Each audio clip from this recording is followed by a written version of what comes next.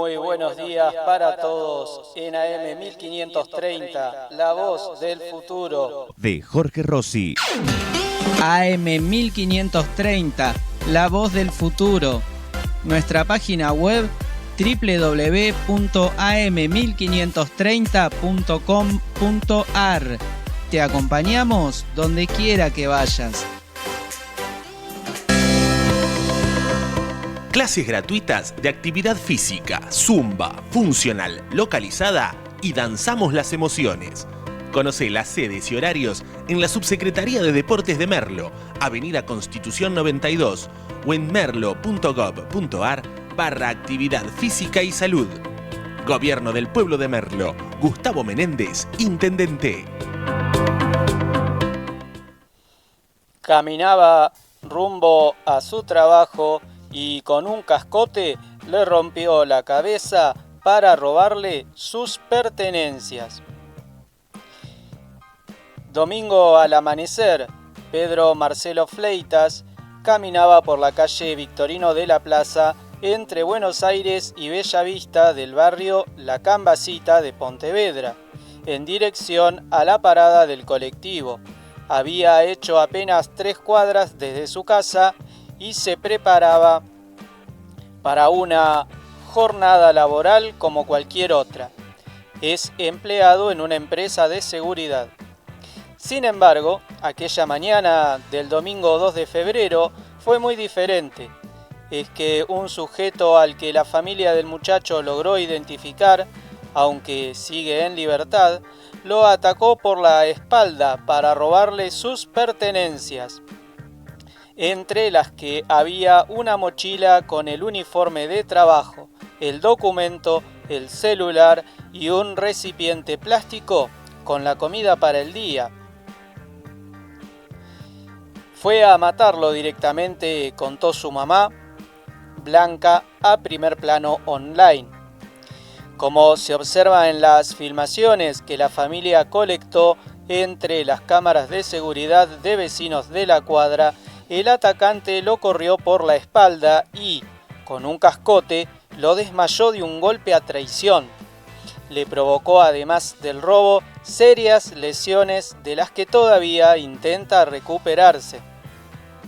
Mi hijo quedó internado en terapia intensiva en una clínica de San Justo, a donde lo derivaron por su ART, le dio con medio adoquín por la cabeza. Para mí, la brutalidad del ataque fue a matarlo directamente. Fue premeditado y lo golpeó, le abrió la cabeza, le hizo un charco de sangre y cuando cayó le pateó la cara y la cabeza. Ayer tuvo que ser operado también el rostro porque estaba todo quebrado, describió su madre en charla con este medio. Fleitas fue enviado ayer a su casa con reposo domiciliario. Se alimenta con sorbete y logró recuperar la memoria después de varios días en terapia intensiva. La decisión médica, según reveló su familia, es para evitar que se contagie algún virus hospitalario que le provoque males mayores a un organismo que de por sí ya quedó debilitado. El tratamiento de rehabilitación recién comienza. Le colocaron prótesis e injertos en la cabeza y hay que ver cómo evoluciona todo ahora, completó Blanca, que también manifestó su disgusto con la justicia y con la policía porque todavía la causa no avanzó. Todo el mundo sabe quién es, pero parece que no hacen nada para detenerlo, cuestionó la mujer. El hecho fue grave y estamos haciendo lo posible para detener al sospechoso, precisaron fuentes de la investigación ante la consulta de Primer Plano Online. El caso está en manos del fiscal Nicolás Filippini de la Fiscalía número 8 de Morón. AM 1530, la voz del futuro. Nuestro WhatsApp 11 65 56 97 68.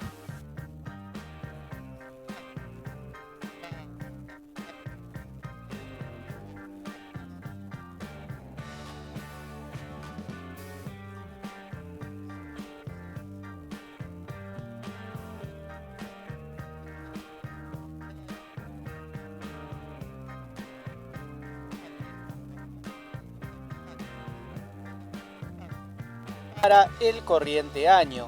La iniciativa, que refuerza la reincidencia y reiterancia para evitar el efecto penal de la denominada puerta giratoria, y el proyecto que activa el juicio en ausencia.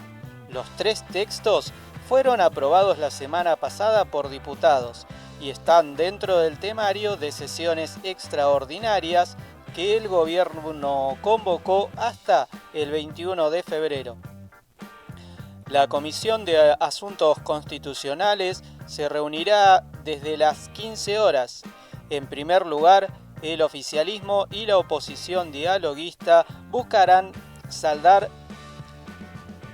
la presidencia que liberó el expulsado peronista disidente Edgardo Cuéllar, detenido en Paraguay tras encontrarle en un paso fronterizo más de $200.000 sin declarar. Su lugar será ocupado por su ex colega de Provincias Unidas, Alejandra Vigo, de Córdoba, y ella o Juan Carlos Romero, de Salta, del mismo interbloque, saldrá un nuevo titular. El segundo punto a considerar: la cumbre entre oficialistas y dialoguistas, encabezada por la vicepresidenta Victoria Villarroel, se dejó en claro que no habrá sorpresa a la hora de dictaminar. Lo que de verdad importa, que la sumatoria de firmas sea la mitad más 1 de la comisión, sin importar que quede con más rúbricas. En caso de lograr el objetivo, el gobierno tendrá que dar lo mejor de sí y comprometer a 37 senadores para que den quórum el 20 de febrero, y misma cifra como mínimo para votar la ley, ya que es electoral y precisa la mayoría absoluta del cuerpo. Es decir, Villarroel no podrá. Está puesta en los que se juntaron el lunes, ayer y seguirán hoy con sus pensamientos. Al menos hasta anoche, nadie arriesgaba un potencial resultado en el recinto, y quienes siguen las negociaciones de cerca hablan, en el mejor de los casos, de entre 30 y 32 voluntades que crecerían en los próximos días gracias al aporte de algunos kirchneristas, si es que la eventual sesión llegara a iniciarse sin inconvenientes. Desde las 18, la Comisión de Justicia analizará ambas iniciativas. El primer proyecto manifiesta que se considerará reincidente a toda persona que haya sido condenada 2 o más veces a una pena privativa de la libertad, siempre que la primera condena se encuentre firme. En el recinto de diputados, la ley fue detallada por la legisladora del PRO y la titular de la Comisión de Legislación Penal de la Cámara Baja, Laura Rodríguez Machado. La cordobesa explicó que ¿qué es lo que pasa? Cuando un delincuente sale a cometer otro delito, y hay muchos que no tienen pena de cárcel inmediata, como robar un kiosco, se lo detiene, pero se lo suelta y nunca cumple la pena efectiva de prisión para que sea considerado reincidente.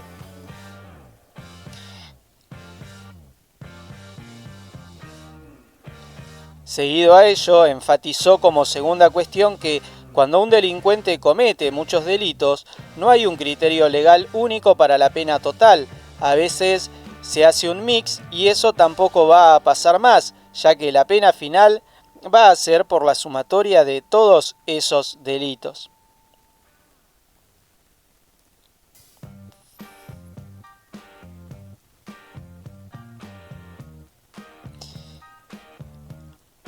Hago una pausa porque parte de la nota esta ya la leí, pero la voy a seguir leyendo porque es referente al tema, así le da contexto a todo el tema. Por último, la cordobesa destacó la diferencia entre reiterancia y reincidencia. En ese sentido, dijo que un juez hoy valora y dicta en base a la posibilidad de fuga y o entorpecimiento de la causa, y que a partir de la ley empujada por la Casa Rosada se incorporará un tercer supuesto, que son las imputaciones previas que haya tenido, lo cual deberá también ser valorado por el magistrado. En cuanto a la segunda ley, se incorpora un nuevo capítulo en el Código Penal Procesal, donde se agrega el ámbito de aplicación del juicio en ausencia. Allí se señala que involucrará únicamente en aquellas causas en que se investigue la comisión de delitos cometidos en el territorio nacional o cuando sus efectos se produzcan en el mismo o en lugares sometidos a su jurisdicción, o bien cuando se cometan en el extranjero por agentes o empleados de autoridades argentinas en desempeño de su cargo. Luego viene el objeto, que apunta a delitos de lesa humanidad. Así se informó en el recinto de diputados, relacionados con el Estatuto de Roma de la Corte Penal Internacional, artículos 6, 7, 8 y 8 bis, aprobado por Ley 25.390 e implementado por Ley 26.200, y de alguno de los instrumentos aplicables conforme al artículo 2 de la Convención Interamericana contra el Terrorismo, aprobada por Ley 26.023, sean hechos cometidos en lugares públicos o privados. Para la procedencia del juicio en ausencia, tendrán que ser validados los supuestos de procedencia contra un imputado, declarado rebelde, si, conociendo la existencia del proceso en su contra, no se presentare, no respondiere, no acatare o eludiere los requerimientos de la autoridad judicial.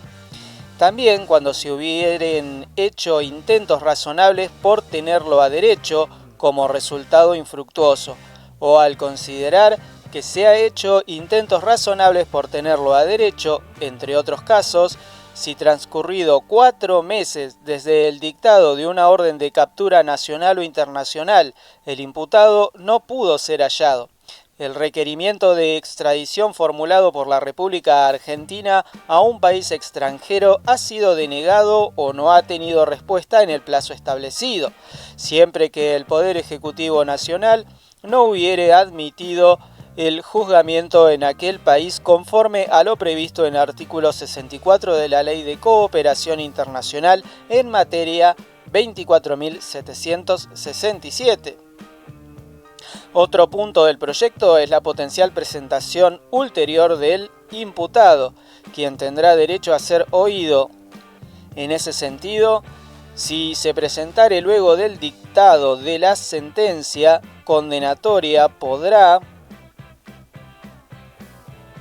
en un plazo de 10 días, solicitar la realización de un nuevo juicio si no hubiere tomado conocimiento del proceso en su contra, o si a pesar de haber tomado conocimiento del proceso en su contra, no hubiere concurrido a la citación del tribunal debido a un grave y legítimo impedimento. En tanto, toda persona condenada en ausencia podrá interponer un recurso de revisión contra la sentencia firme, siempre que existan hechos o elementos de prueba que, solo o unidos a los ya examinados en el proceso, demuestren que el hecho no existió, que el condenado no es responsable, que su participación en el hecho fue distinta de la establecida en la sentencia, que el hecho encuadra en una norma penal más favorable o que la pena impuesta no está justificada.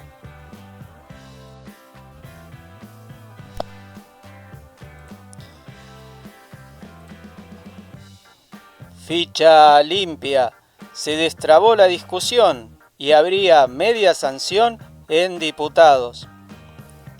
Representantes del gobierno, del bloque oficialista y de la oposición dialoguista alcanzaron un acuerdo para modificar un artículo clave de la ley de ficha limpia y habrá media sanción este miércoles en el recinto de la Cámara de Diputados.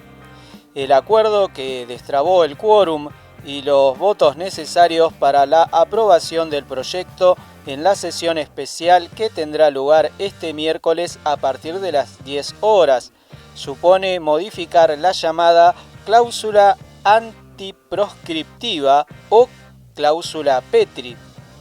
Esta cláusula que los legisladores retirarían admite la inhabilitación por ficha limpia de un potencial candidato a cargo electivo únicamente si el fallo de segunda instancia confirmatorio de determinado delito de corrupción es anterior al año de las elecciones. Se acordó una redacción que contemple la exclusión por ficha limpia cuando el fallo de segunda instancia se haya producido como fecha tope 180 días antes de las elecciones generales. De acuerdo al calendario electoral de este año, la fecha bisagra que se toma como hito en la ley de ficha limpia es el 29 de abril, fecha de emisión de los padrones provisorios según lo establecido en el artículo 25 del Código Penal, 6 meses antes de los comicios generales del 26 de octubre.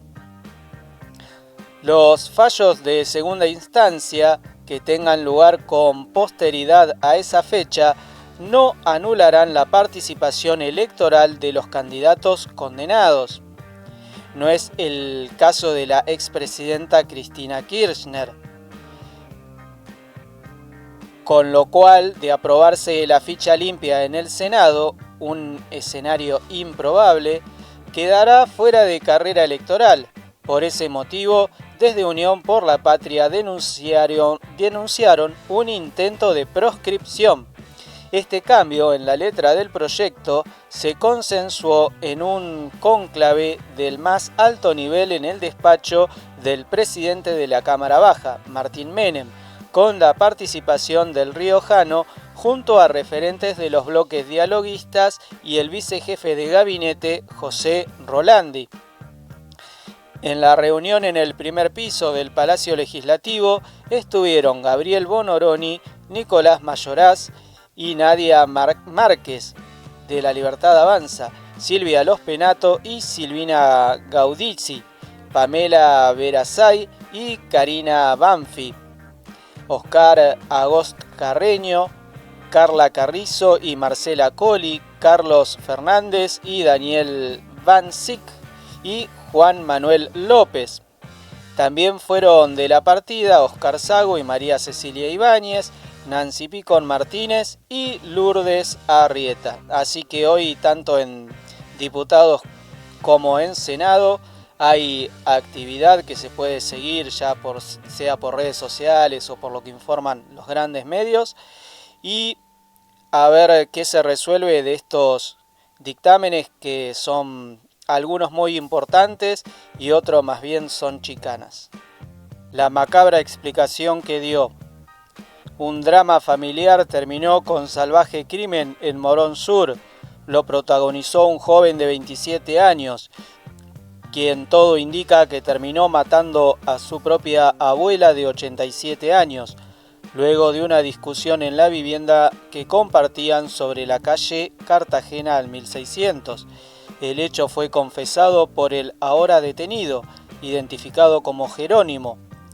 Fuentes de la investigación confirmaron a primer plano online que el muchacho se presentó en la comisaría cuarta de Gervasio Pavón y confesó que luego de mantener un entredicho con la anciana, la terminó ahorcando.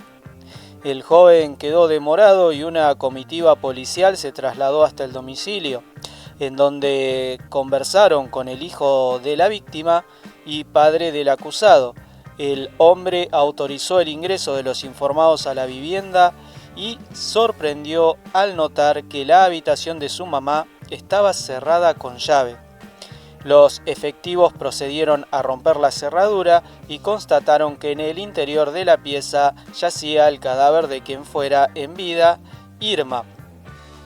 De inmediato convocaron a una ambulancia del SAME Morón, cuyo médico confirmó que la mujer llevaba algunas horas fallecidas. Después, funcionarios de la Fiscalía número 4 de Morón, de la Policía Científica, se hicieron presentes en el lugar para realizar las pericias de rigor. Fuentes de la investigación precisaron a Primer Plano Online que el joven, luego de presentarse en la dependencia y que la policía constate la veracidad de sus dichos, se quebró y confesó los motivos del crimen. De todos modos, esas expresiones deben ser ratificadas en sede judicial para tener valor legal. Me cansé de que me controle. No podía hacer nada, ni traer amigos a casa. Fue lo que explicó para intentar justificar su accionar. En medio de la conmoción familiar, ahora el joven espera ser indagado por la fiscal Paula Zalewski, que instruye actuaciones por el delito de homicidio.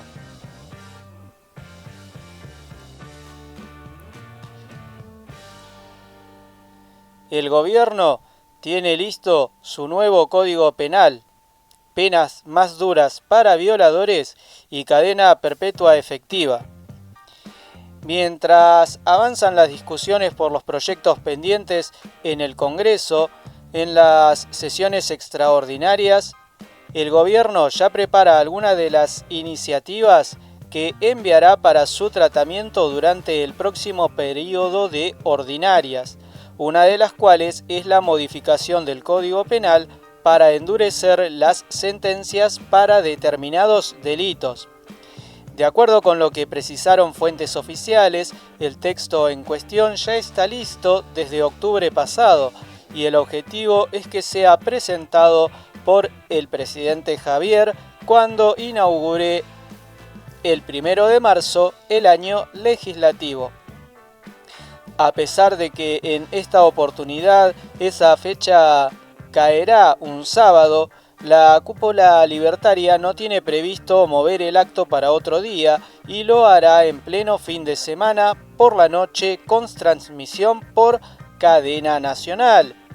El secretario de Justicia, Sebastián Amerio, es quien está detrás de los cambios, junto a un equipo de asesores en la materia que integran la Comisión de Reforma del Código Penal, encabezada por el abogado y doctor en Ciencias Jurídicas Jorge Boumpadre. Este cuerpo está integrado además por el ministro de Justicia, Mariano Cuneo Libarona, por los jueces Mariano Borinsky, María Eugenia Capuchetti, Ricardo Ángel Basílico y Julio César Báez. El grupo interdisciplinario se completa con los juristas Carlos Alberto Manfroni, Horacio Jaime Romero Villanueva, Fernando Oscar Soto, Valeria Oneto y Mercedes Rodríguez Goyena. Camarista Borinsky, uno de los principales autores del texto, visitó este martes por la tarde a Cuneo Libarona en su oficina para terminar de cerrar algunos detalles antes de la presentación formal.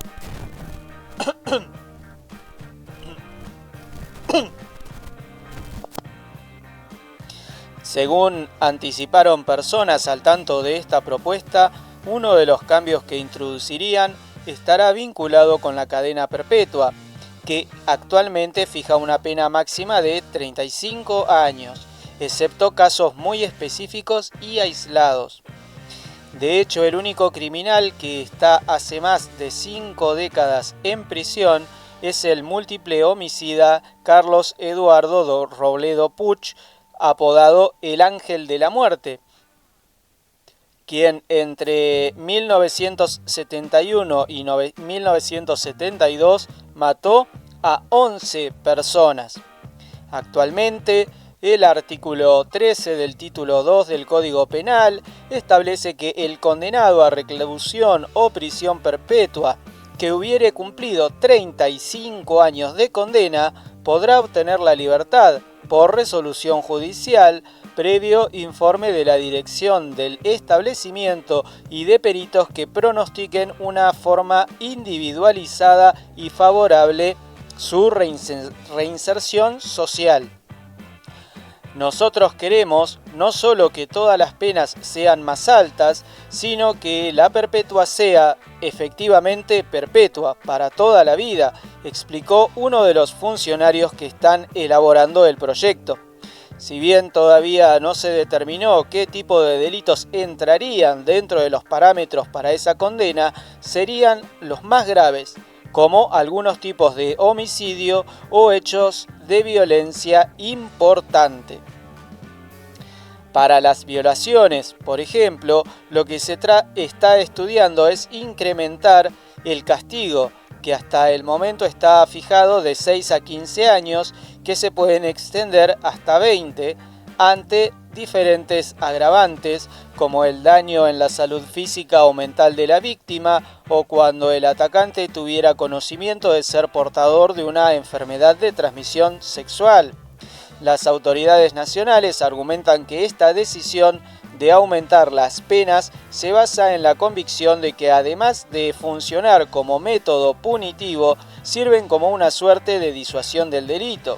Si un criminal no le tiene miedo a la pena porque sabe que si lo agarran, que ya no es en todos los casos que ocurre, entra en una comisaría y al día siguiente sale, no tiene sentido que exista porque esa persona va a seguir delinquiendo, señalaron. De hecho, el propio presidente Javier suele repetir que durante su administración se va a aplicar una doctrina de seguridad más dura, bajo el concepto de el que las hace las paga. El mandatario se basa, entre otras cosas, en el libro Crimen y Castigo, del autor estadounidense Gary Becker, en el que abordó el problema de la inseguridad desde un punto de vista económico. En paralelo a esta iniciativa, la ministra de Seguridad, Patricia Bullrich, está trabajando en un proyecto para construir cárceles de gestión privada con el objetivo de aliviar la carga de los establecimientos penitenciarios estatales que sufren de sobrepoblación desde hace décadas. Ya en mayo pasado, la funcionaria anunció, junto al jefe de gobierno porteño Jorge Macri, la creación de 2 prisiones privadas en la ciudad de Buenos Aires, aunque por ahora no fueron inauguradas.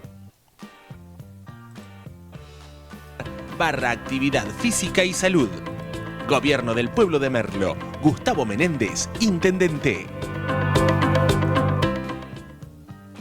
Sigue la motosierra. El gobierno eliminó la Secretaría de Vivienda.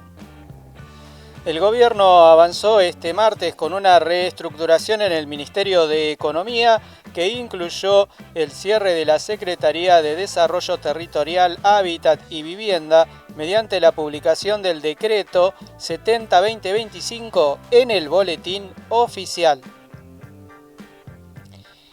La medida, que contempla cambios en la estructura de la cátedra económica, dispone la eliminación y fusión de diversas áreas, rendimientos objetivos y reorganizando funciones en la línea con la política de reducción del gasto y de mayor eficiencia en el desempeño de la Administración Pública Nacional. Una de las modificaciones más relevantes es la eliminación de la Secretaría de Desarrollo Territorial, Hábitat y Vivienda con sus respectivas subsecretarías. Sus funciones pasan a ser absorbidas por la Secretaría de Obras Públicas, que amplía su campo de acción para incluir temas de integración socio-urbana e infraestructura habitacional. De esta manera, Obras Públicas se encargará de formular y ejecutar políticas de viviendas, regulación del suelo y desarrollo territorial, además de gestionar obras vinculadas al espacio público. También tendrán la posibilidad de relevar suelos vacantes para la planificación urbana, Dentro de la citada área se determinaron cambios en los objetivos de la Subsecretaría de Integración Sociourbana.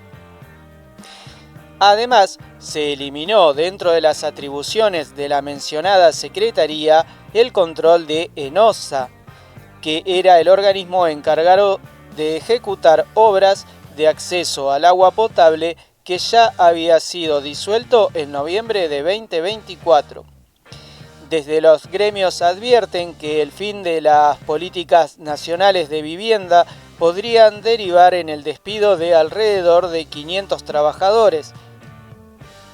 El decreto aclara que aquellos empleados de planta permanente quedarán sujetos a lo dispuesto en la normativa vigente, decreto 1421/02.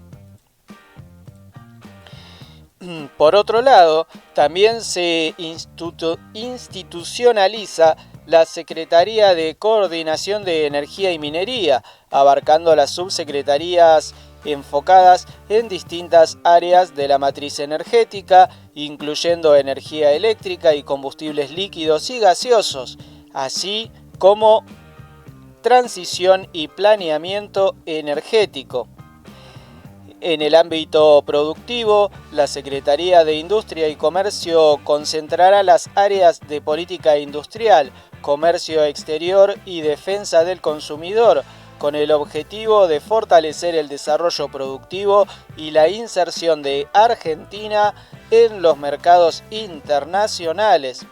La reestructuración dispuso una reorganización de la Secretaría de Transporte que pasará a dividirse en subsecretarías para el transporte automotor, ferroviario y aéreo, buscando mejorar la coordinación y regulación de estos sectores. Por su parte, la Secretaría de Hacienda mantendrá su rol central en la gestión de los recursos públicos, con sus subsecretarías encargadas del presupuesto, ingresos públicos y coordinación fiscal provincial, con el objetivo de fortalecer la relación financiera entre la nación y las provincias.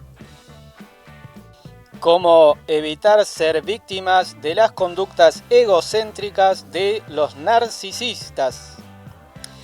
Las personas que sufren trastorno narcisista de la personalidad se caracterizan por ser egocéntricas, arrogantes, soberbias y tener falta de empatía.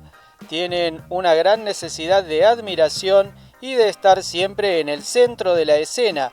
Su discurso suele ser autorreferencial y precisan constante afirmación y admiración. A la vez, tienen un costado atractivo y encantador. Con él captan a sus víctimas. Amy Brunel, profesora de psicología de la Universidad Estatal de Ohio e investigadora del narcisismo, escribió un artículo científico sobre cómo afrontar la relación con este tipo de personalidades. Hay una serie de investigadores que sugieren que los narcisistas saben que otras personas los encuentran molestos, dijo Brunel. Saben que su reputación no es muy buena, pero no se dan cuenta de ello para cambiar. Siguen pensando que es culpa de la otra persona. Piensan que estás celoso, que no ves lo genial que es, argumentó.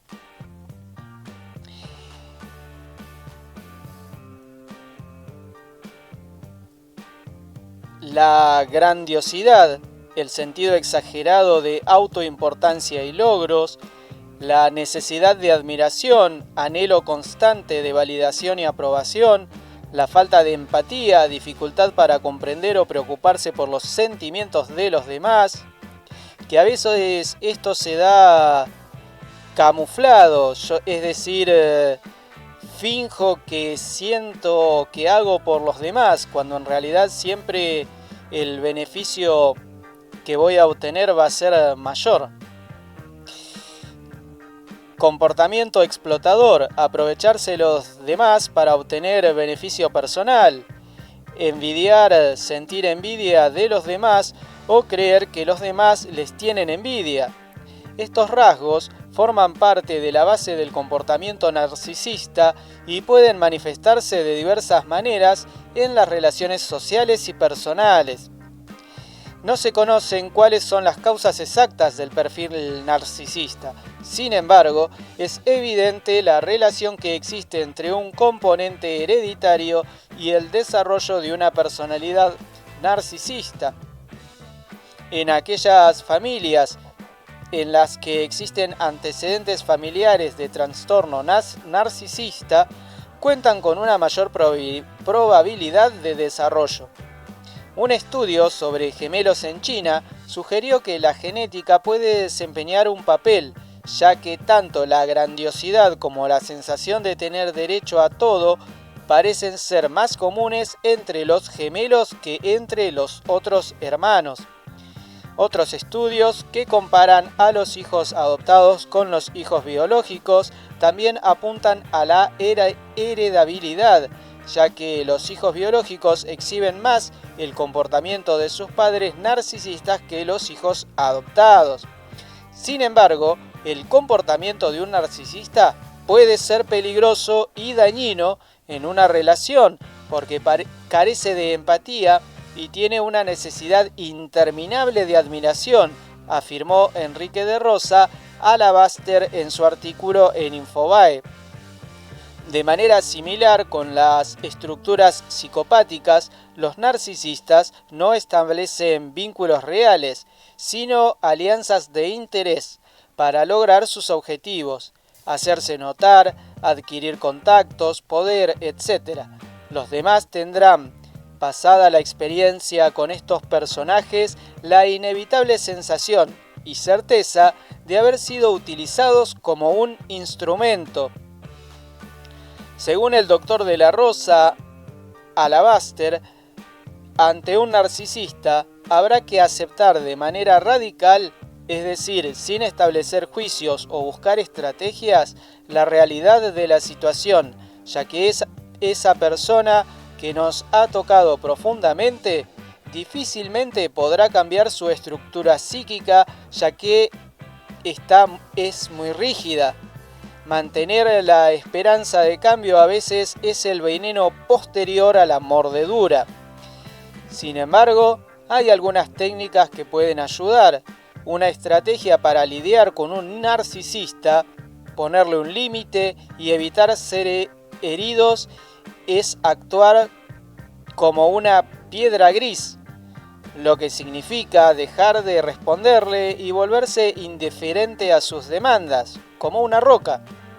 El objetivo es hacer que la persona narcisista pierda el interés y detenga su comportamiento antagónico a fin de proteger el propio bienestar emocional y a veces físico. ¿Qué es lo que produce esta técnica de la piedra gris? La licenciada Gabriela Martínez Castro, directora del Centro de Estudio Especializado en Trastornos de Ansiedad, explicó a Infobae que el narcisista que desea halagos constantes va a empezar a perder el interés porque no se le da lo que necesita para sobrevivir, aumentar su autoestima. Porque por alguna razón la autoestima de esta gente es sumamente pequeña, motivo por el cual precisa alimentarla patológicamente de nosotros, ya sea a través de halagos o a través de confrontaciones, al lograr nuestra ira, nuestra bronca, nuestra reacción, explicó Martínez Castro. Según Medical News Today, esta estrategia se puede aplicar de acuerdo a estas premisas: ser breve al comunicarse con la persona narcisista, dar respuestas cortas a sus preguntas como sí, no, no sé, ser objetivo, utilizar declaraciones simples y objetivas durante la conversación y evitar revelar opiniones o información personal innecesariamente. Esto mantiene la conversación impersonal. Evitar el compromiso emocional. Esto puede ser difícil, particularmente si una persona está actuando de una manera amenazante o antagónica. Para permanecer desapegado de la conversación, intenta enfocarse en respirar y evitar hacer contacto visual. Mantener la privacidad. Evitar compartir información personal con el narcisista, incluso en las redes sociales. Martínez Castro aclaró que el método suele funcionar muy bien, pero hay que repetirlo 1 y 1000 veces. No va a ser gratuito, sobre todo al principio, porque genera un caudal de emociones negativas muy alto. Produce ira, odio, impulsividad, deseo de romper cosas, de gritar, insultar, dar portazos, contestar, pelear, advirtió la psicóloga. Y añadió, pero todo eso también lo podemos manejar, es decir, justamente lo que tenemos que evitar es el desborde emocional para lograr nuestro cometido, que es no ser manipulados y arrastrados por este tipo de personalidades. Cuando la pareja es narcisista, es útil establecer límites claros, aunque la conversación puede dar algunos conflictos. Los narcisistas tienden a ser muy reactivos y a hacerse las víctimas, por lo que no manejan bien las críticas, dijo Brunel. Aún así, si lo planteas de una manera que demuestra que te preocupa por la otra persona, tal vez puedas moderar un poco el golpe, afirmó.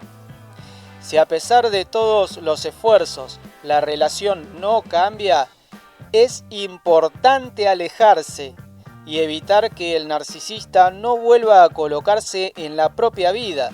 Si el narcisista te llama y no querés atender la llamada, ese puede ser tu límite, afirmó Brunel. Cuando se trata de un jefe narcisista, líder narcisista, Brunel recomendó tener en cuenta cuáles son los propios objetivos que se intenta conseguir de una reunión, por ejemplo, y no distraerse ni alterarse por su mal comportamiento. Finalmente, los expertos recomiendan que si se siente que la salud mental o física se está deteriorando debido a una relación con una persona narcisista, manipuladora o abusiva, buscar sin postergaciones apoyo psicológico y familiar. Que dicho sea de paso, muchos narcisistas intentan alejarte de la familia, ya sea directa o indirectamente.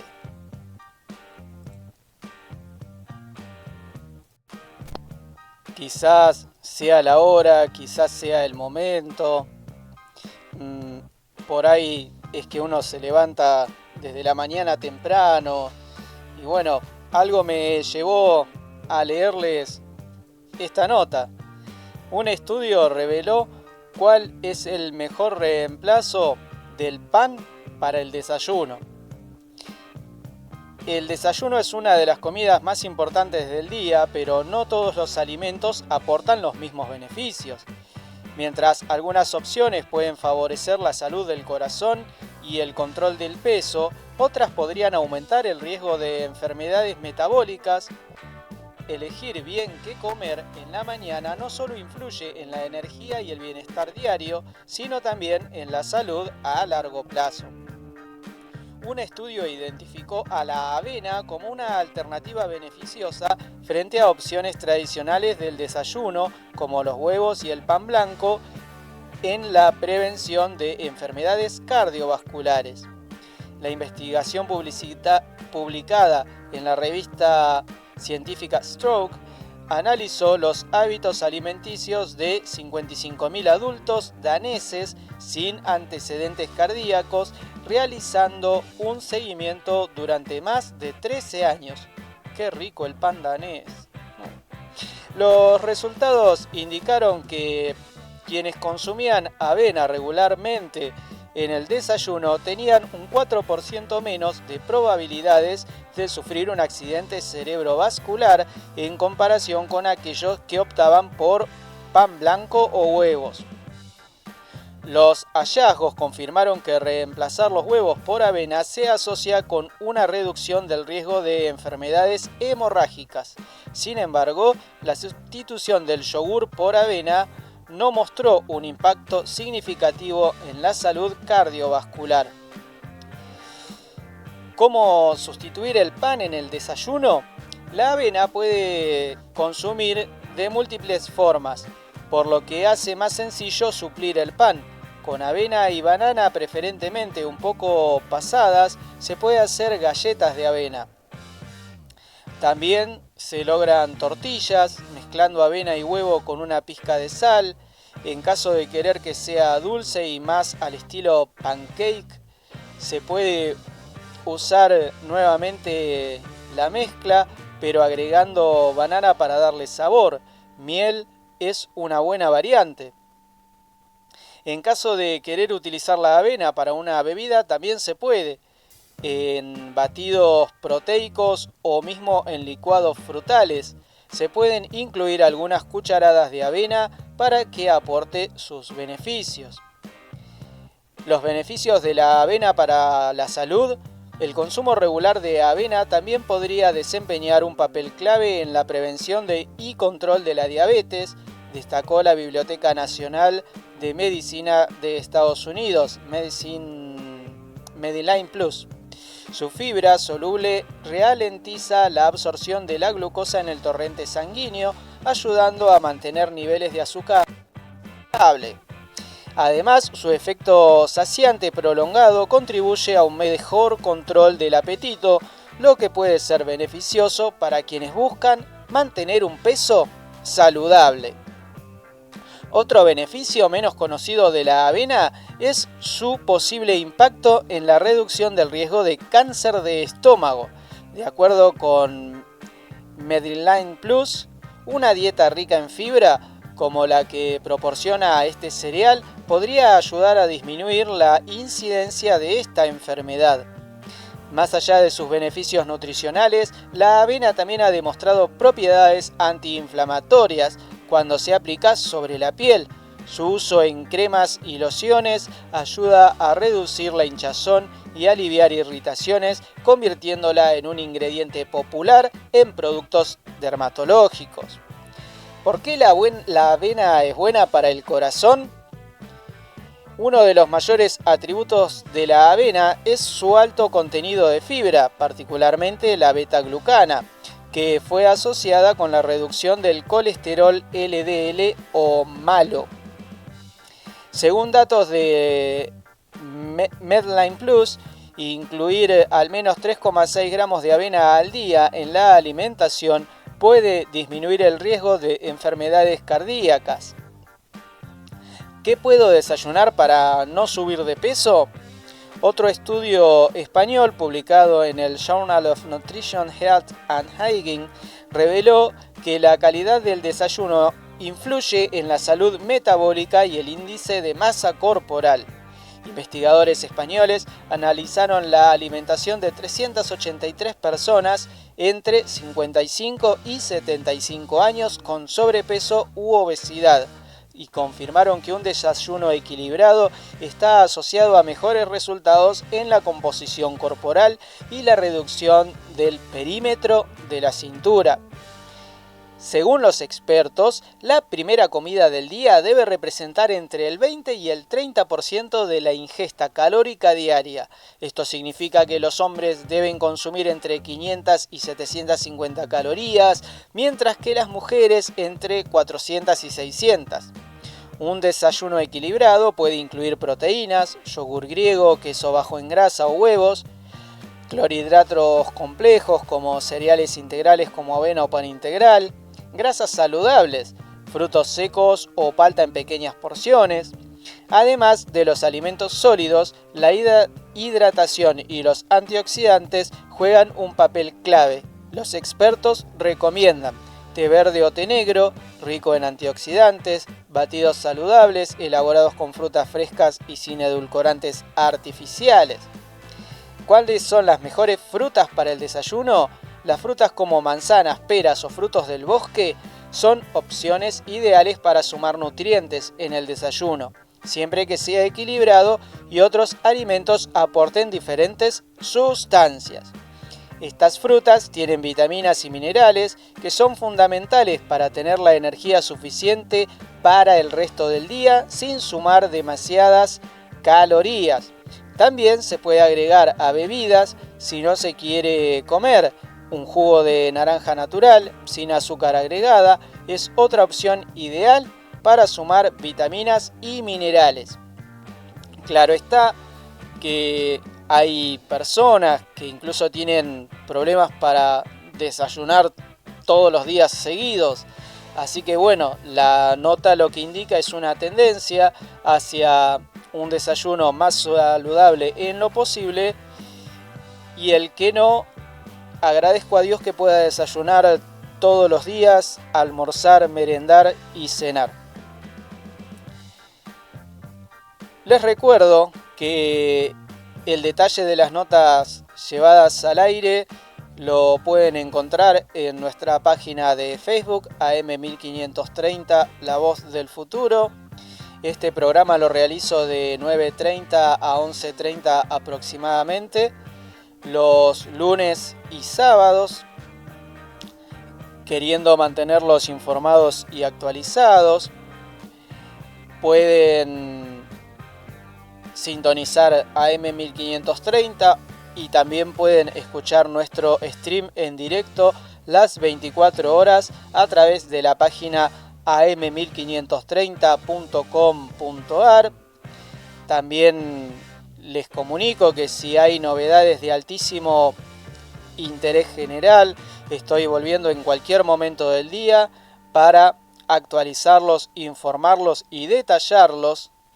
Les agradezco muchísimo por estar del otro lado. Tengan un excelente día. Disfruten mucho y nos encontramos pronto. Chao.